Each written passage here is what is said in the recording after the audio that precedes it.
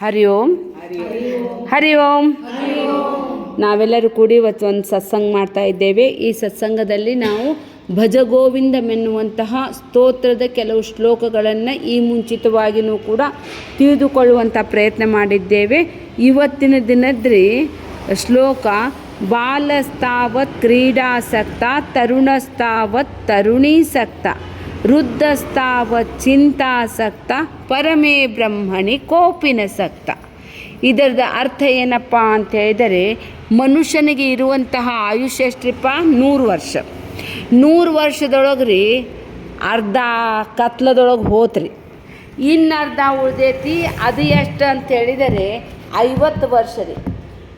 ಆ 50 ವರ್ಷದಲ್ಲಿ ಬಾಲ್ಯಾವಸ್ಥೆ ಆಗಬೇಕು, ತರುಣಾವಸ್ಥೆ ಆಗಬೇಕು, ವೃದ್ಧಾವಸ್ಥೆ ಆಗಬೇಕು. ಬಾಲ್ಯಾವಸ್ಥಾನು ಸಹಿತ ಎಷ್ಟೇ ರೀ, ನಮ್ದು ಇಡೀ ಒಂದು ಡಿಗ್ರಿ ಮಾಡಬೇಕಂದ್ರೆ 22-23 ವರ್ಷ ಹೋಗೇ ಬಿಡ್ತೇವೆ. ಡಿಗ್ರಿ ಆಯ್ತು ಮತ್ತು ನೌಕರಿ ಸಿಗೋ ತನಕ ಅಂದ್ರೆ 25 ಆಗೇ ಬಿಡ್ತೈತಿ. ನೌಕರಿ ಸಿಕ್ತಪ್ಪ ಅಂದ್ರೆ ಲಗ್ನ ಮಾಡ್ಕೋಬೇಕು. ನೌಕರಿ ಹೋನೇಕೆ ಬಾದ್ ಚೋಕ್ರಿ ಧುಣ್ನೇಕ. ಚೋಕ್ರಿನೂ ಸಿಕ್ಕರು ಸಹಿತ ಅದನ್ನು ಆಯ್ತು, ಹಂಗೂ ಹಿಂಗೂ ಆಗಿ 30 ವರ್ಷದೊಳಗೆ ಲಗ್ನ ಆಯ್ತು. ಲಗ್ನ ಆದ್ರೆ ಆಯ್ತು, ಮತ್ತು ಮಕ್ಕಳಾಗಬೇಕು. ಮಕ್ಕಳಾಗೋ ತನಕ ಅಂದ್ರೆ 40 ವರ್ಷ ಆಗೇ ಹೋತು. ಉಳಿದಿದ್ದೆಷ್ಟು ರೀ? 10 ವರ್ಷ ಉಳಿದೈತೆ ರೀ. ಈ 10 ವರ್ಷದೊಳಗೆ ಮತ್ತು ಮಕ್ಕಳದ್ದು ಮದುವೆ ಮಾಡಬೇಕು. ಮುಗೀತು. ಪುರ್ಸತ್ ಮೇ ಸೋಚೆ ಭಲಾ ಕ್ಯಾ ಕ್ಯಾ ಗೋರಾ. ಬಂದು ಏನು ಮಾಡಿದ್ಯಪ್ಪ? ಗನಂದಾರಿ ಕೆಲಸ. ಅದಕ್ಕಾಗಿ ಅವ್ರು ಹೇಳಕತ್ತಾರೆ, ಇದ್ದ 100 ವರ್ಷನೊಳಗನ ಅರ್ಧ ಆಯುಷ್ಯ ನಿದ್ದೆ ಒಳಗೆ ಹೋತು. 100 ಅನ್ನಕತ್ತೇನೆ ರೀ, ಮತ್ತು ಪೂರ್ಣ ಆಯುಷ್ ಕೊಟ್ಟೇನೆ. ಅರ್ಧ ನಿದ್ದೆ ಒಳಗೆ ಹೋತು, ಅರ್ಧ ಹಗಲರಿ. ಈ ಹಗಲ್ನಾಗೂ ಸಹಿತ ಬಾಲಕಾವಸ್ಥೆ ಇದ್ದಾಗ ಹ್ಯಾಂಗೆ ಹೋಗ್ತೈತಪ್ಪ ಅಂದ್ರೆ ಕ್ರೀಡಾಸಕ್ತ. ಬರೀ ಆಟ ರೀ, ಬರೀ ಆಟ ಆಡಿದ್ದ ಮಕ್ಕಳು. ಈಗರ ಸುಟ್ಟಿ ಅದ ನೋಡ್ರಿ, ಈ ಮಕ್ಕಳು ಹೊರಗೆ ಹೋಗಿದ್ದು ಒಳಗೆ ಬರೋಂಗಿಲ್ಲ ರೀ. 1:06 ಹೋದವು, ಮುಗೀತ್ರಿ ಕತೆ. ಎಲ್ಲದಕ್ಕೂ ಒದರಿ ಒಳಗೆ ಕರಿಬೇಕು. ಆ ಮಗುಗೆ ನಾನು ಏನು ಮಾಡ್ತಾ ಇದ್ದೇನೆ ಅನ್ನೋದು ಸಹಿತ ಖಬರ್ ಇರೋಂಗಿಲ್ಲ. ದೇವರು ಅಷ್ಟು ಅವರಲ್ಲಿ ಎನರ್ಜಿ ತುಂಬಿಟ್ಟಿರ್ತಾನೆ. ಹಂಗೆ ಸೈಕಲ್ನೂ ಹೊಡೆಯೋದು, ಕ್ರಿಕೆಟ್ನೂ ಆಡೋದು ಹೋತ್ರಿ ದಿನ. ಬಾಲಕಾವಸ್ಥಾದೊಳಗೂ ಸಹಿತ 11 ವರ್ಷ 12 ವರ್ಷದ ತನಕನೂ ಬಾಲ್ಯಾವಸ್ಥಾನ ಇರ್ತೈತ್ರಿ. ಅವಾಗ ಏನು ಮಾಡಬೇಕು, ಏನು ಮಾಡಬಾರ್ದು ಅನ್ನುವಂತಹ ವಿವೇಕನೂ ಇರೋಂಗಿಲ್ಲ. ಮುಂದೆ ಬರ್ತೈತೆ ನೋಡ್ರಿ ಟೀನ್ ಏಜ್, 13 to 19 ನಮ್ಮದು ಭವಿಷ್ಯ ನಿರ್ಮಾಣ ಆಗ್ತೈತ್ರಿ. ಅವಾಗ ಮನುಷ್ಯನಾಗಿದ್ದವನು ಏನಾದರೂ ಸಾಧಿಸಬೇಕಾಗಿದ್ದೇ ಆದರೆ ಇದೇ 13 ವರ್ಷದಿಂದ ಹಿಡಿದು 19 ವರ್ಷ ತನಕ ಅವ್ರದ್ದು ಪೂರಾ ಮೈಂಡ್ ಡೆವಲಪ್ ಆಗಿಬಿಡ್ತೈತಿ. ಅದಕ್ಕಾಗಿ ನಮ್ಮ ಕನ್ನಡದೊಳಗೂ ಹೇಳ್ತಾರೆ ನೋಡ್ರಿ, 13, 14, 15, 16 ಹದಿ ವಯಸ್ಸು ಅಂತಾರೆ. ಅದಕ್ಕೆ ಹದಿ ಅಂತ ಹೇಳಿದರೆ ಒಂದು ಹೊಲ ಅದರಿ, ಹದ ಮಾಡ್ಬೇಕಂತಾರೆ ನೋಡ್ರಿ. ಹದ ಮಾಡಬೇಕಂದ್ರೆ ಹದ ಮಾಡುವಂತಹ ಸಮಯ. ಅಲ್ಲಿ ನೀವು ಏನು ಬಿತ್ತುತ್ತೀರಲ್ಲ, ಅವಾಗ ಅದರಲ್ಲಿ ಒಂದು ಬೆಳೆ ಹೇಗೆ ಬರುತ್ತದೆಯೋ ಹಾಗೆಯೇ ಈ ಬಾಲ್ಯಾವಸ್ಥಾದಲ್ಲಿಯೂ ಕೂಡ ಈ 13ನೇ ವರ್ಷದಿಂದ 19ನೇ ವರ್ಷದವರೆಗೂ ಕೂಡ ಒಳ್ಳೆಯ ಉತ್ತಮ ಸಂಸ್ಕಾರವನ್ನು ಆ ಮಗು ಪಡೆದಿದ್ದೇ ಆದರೆ ಅವನ ಮುಂದಿನ ಜೀವನ ಎಲ್ಲ ಸುಖಕರ ಆಗ್ತೈತ್ರಿ. ಖರೆ ಅಂದ್ರೆ ಅಧ್ಯಯನಕ್ಕೆ 12 ವರ್ಷಕ್ಕೆ ಕಳಿಸ್ಬಿಡ್ತಿದ್ರಿ ಅವರು. ತಮ್ಮ ಮಕ್ಕಳಿಗೆ 12 ವರ್ಷದಂದ್ರೆ ಉಪನಯನ ಮಾಡಿ ಗುರುಕುಲಕ್ಕೆ ಕಳಿಸ್ಬಿಡ್ತಿದ್ರೆ ಅಲ್ಲಿಂದೆಲ್ಲ ಪರ್ಫೆಕ್ಟ್ ಕಲಿತನೇ ಹೊರಗೆ ಬರ್ತಿದ್ದರು ಅವರು. 21 ವರ್ಷಕ್ಕಂದ್ರೆ ಪೂರ್ಣ ಒಂದು ವ್ಯಕ್ತಿ, ಸುಸಜ್ಜಿತವಾಗಿರುವಂಥ ವ್ಯಕ್ತಿ, ಅವನು ಎಲ್ಲವೂ ಕಲಿತ ಮತ್ತೊಂದು 4 ಮಂದಿಗೆ ಸಾಕುವಷ್ಟು ಸಶಕ್ತನಾಗಿ ಬರ್ತಿದ್ದ.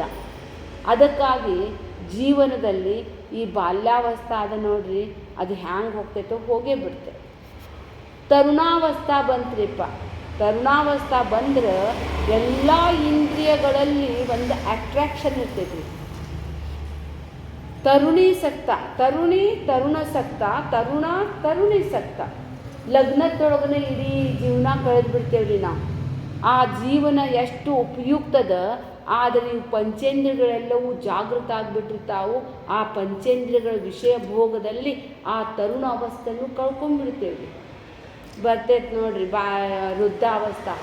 ಬಯಸದೇ ಇದ್ದರೂ ಬರ್ತೈತ್ರಿ ಅದು.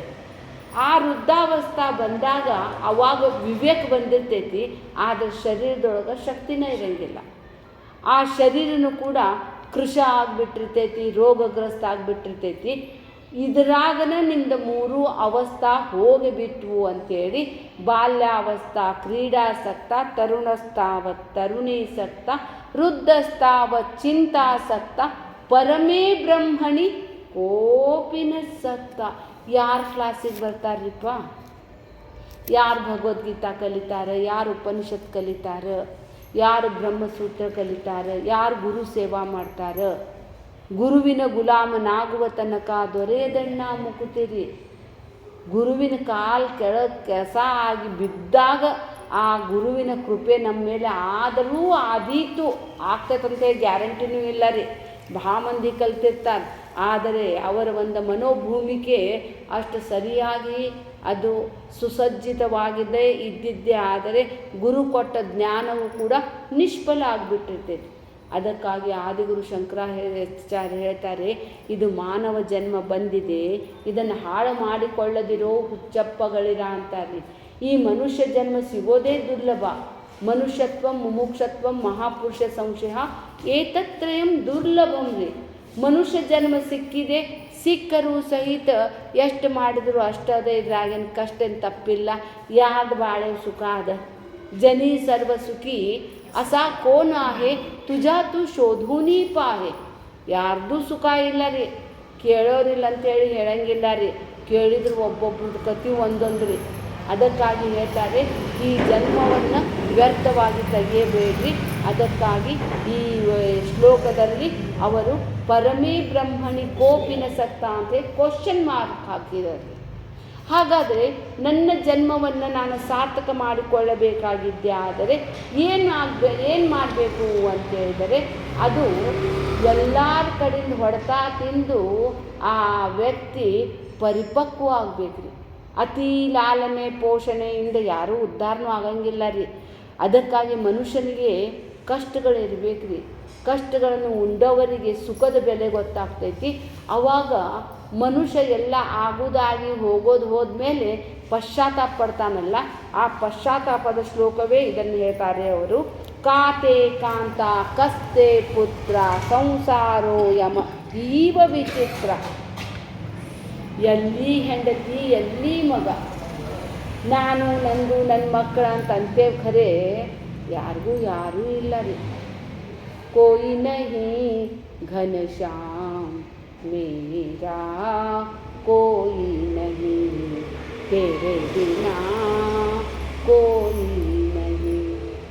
चंदा न मांगू तारे न मांगू, दुनिया के झूठे सहारे न मांगू, मांगू प्रभु तेरा प्यार. ಪಶ್ಚಾತ್ತಾಪ ಆಗ್ತೈತೆ ನೋಡ್ರಿ, ನನಗೆ ಯಾರಿಲ್ಲಪ್ಪ ಅಂತೇಳಿ ಹೆಲ್ಪ್ಲೆಸ್ ಆಗ್ತೇವೆ ನೋಡ್ರಿ. ಆವಾಗ ಭಗವಂತನ ಕರುಣೆ ಬರ್ತೈತ್ರಿ. ಆವಾಗ ದೇವ್ರ ಕಡೆ ಹೋಗ್ತೇವ್ರಿ ನಾವು. ಇನ್ನೂ ಮೈಯಾಗ ರಕ್ತ ಇರಬೇಕು, ಕಿಸ್ಯಾಗ ರೊಕ್ಕ ಇರಬೇಕು. ಕಸಾಗ ರೊಕ್ಕ ಇದ್ದಾಗ ಮೈಯಾಗ ರಕ್ತ ಇದ್ದಾಗ ಮನುಷ್ಯ ಬಗ್ಗಂಗಿಲ್ಲ ರೀ. ಇವು ಎಲ್ಲ ಏನಪ್ಪ ಅಂದ್ರೆ ಕಾತೆ ಕಾಂತ ಕಸ್ತೆ ಪುತ್ರ ಅಂತಾರೆ. ಎಲ್ಲಿ ಹೆಂಡತಿ ಎಲ್ಲಿ ಮಗ. ಸಂಸಾರದ ಭಾಳ ವಿಚಿತ್ರದ ರೀ, ಭಾಳ ವಿಚಿತ್ರದ. ಮಕ್ಕಳಿಗೆ ನಾನು ನಂದು ಅಂತೇಳಿ ಬಾಯಾಗಿನ ತುತ್ತು ತೆಗೆದು ತುತ್ತು ಹಾಕಿರ್ತೇವೆ.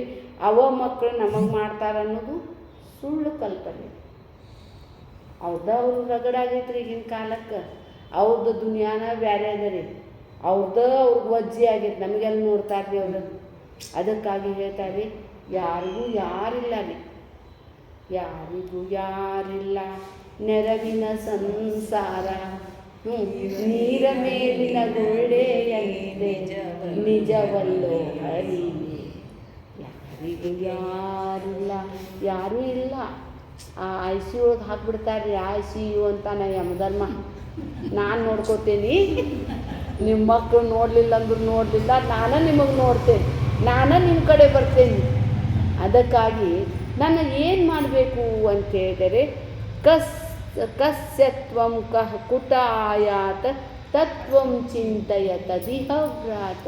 ನಾನು ಎಲ್ಲಿಂದ ಬಂದೆ, ಕಸ್ಯತ್ವಂ ಕಃ ಕುತಾಯಾತ್, ನಾನು ಎಲ್ಲಿಂದ ಬಂದೆ, ಬರೋಕ್ಕಿಂತ ಮುಂಚಿತವಾಗಿ ತಂದೆ ತಾಯಿ ಯಾರೂ ಗೊತ್ತಿದ್ದಿದ್ದಿಲ್ಲ, ಬಂದಾಗ ಇದ್ದಾರ, ಕೊನೆಗೆ ಬಿಟ್ಟು ಹೋದಾಗ ಏನೂ ಇಲ್ಲ ರೀ. ಶರೀರ ಉಂಟಾಗೋದಕ್ಕಿಂತ ಮುಂಚಿತವಾಗಿ ನಾವೆಲ್ಲಿದ್ವೋ ಗೊತ್ತೇ ಇಲ್ಲ ರೀ.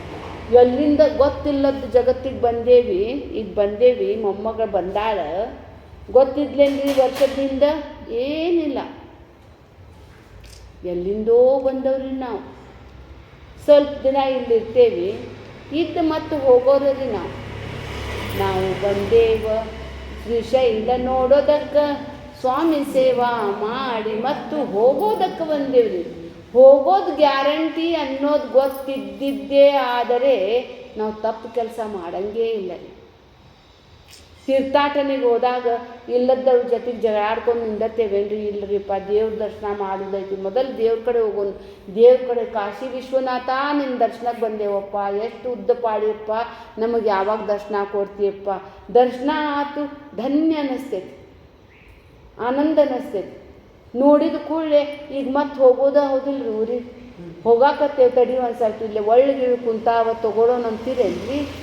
ದೊಡ್ಡ ದೊಡ್ಡ ಒಳ್ಳೆ ಕುಂತಾವ, ಯಾರು ನಮ್ದು ಸುಟ್ಕೇಸ್ ಹೊರಕ್ಕೆ ನಮಗೆ ಆಗಂಗಿಲ್ಲ ರೀ. ನಮ್ದು ಬಯಸ್ಕೊತ ಬರ್ತೇವೆ ನಾವು. ಏನು ದೊಡ್ಡ ತಂದಿರಿ ಸುಟ್ಕೇಸ್, ಹೊರಕ್ಕಾಗಲಿಲ್ಲ ಅಂದ್ರೆ ಎದಕ್ಕೆ ತರ್ತೀರಿ ಅಂತ. ಇಲ್ರಿ ಒಂದು ಸ್ವಲ್ಪ ಹಿಡೀರಿ ಯಪ್ಪ ಎಣ್ಣ ಅಂತಿರ್ತೇವೆ. ಅಂಥದ್ರೊಳಗೆ ಮತ್ತು ಒಳ್ಳೆ ಖರೀದಿ ಮಾಡೇವೇನ್ರಿ? ನಿರುಪಯುಕ್ತ ವಸ್ತುಗಳನ್ನು ನಾವು ಯಾವುದೂ ಹೇಗೆ ಖರೀದಿಸುವುದಿಲ್ಲವೋ ಹಾಗೆಯೇ ಈ ಜಗತ್ತಿಗೆ ಬಂದಾಗ ಎಲ್ಲವೂ ನಿರುಪಯುಕ್ತದಾವು. ಹರಿ ಓಂ, ಹರಿ ಓಂ. ಅದಕ್ಕಾಗಿ ನಿರುಪಯುಕ್ತರಿ ಯಹಾ ಕಿ ದೌಲತ್ ಯಹಾ ರಹ ಜಾಯೇಗಿ, ಕುಚ್ ಬಿ ಸಾಥ್ ನಹೀ ಆಯೇಗ. ಏನಾರ ಒಂದು ಸೂಜಿಯರ ಬಂದಿತ್ತೇನ್ರಿ ನಮ್ಮ ಜೊತೆ? ಇಲ್ಲ ರೀ. ಕಸ್ಸತ್ವಂ ಕುತಾಯಾತ ತತ್ವಂ ಚಿಂತೆಯ ತದಿಯ ಭ್ರಾತ. ಭ್ರಾತ ಅಂದಾಕತ್ತಾರ್ರಿ, ತಮ್ಮಗಳಿರ ಅಣ್ಣಗಳಿರ ಮರುಗಾಕತ್ತಾನ್ರಿ ಆದಿಗುರು ಶಂಕರಾಚಾರ್ಯ.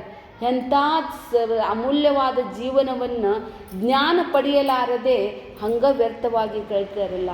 ಮನೆಯೊಳಗನ ಅದದ ತಿಕ್ಕಿದ್ದ, ತೊಳೆದಿದ್ದ, ಇಟ್ಟಿದ್ದ, ತಿಂದಿದ್ದ, ಮಲ್ಕೊಂಡಿದ್ದ. ಒಬ್ರು ಶಂಕರ ಭಟ್ ಅಗ್ನಿಹೋತ್ರಿ ಅಂತೆ ಅಜ್ಜ ಇದ್ದರಿ, ಭಾಳ ಚಂದ ಭಾಗವತ್ ಹೇಳ್ತಿದ್ರು.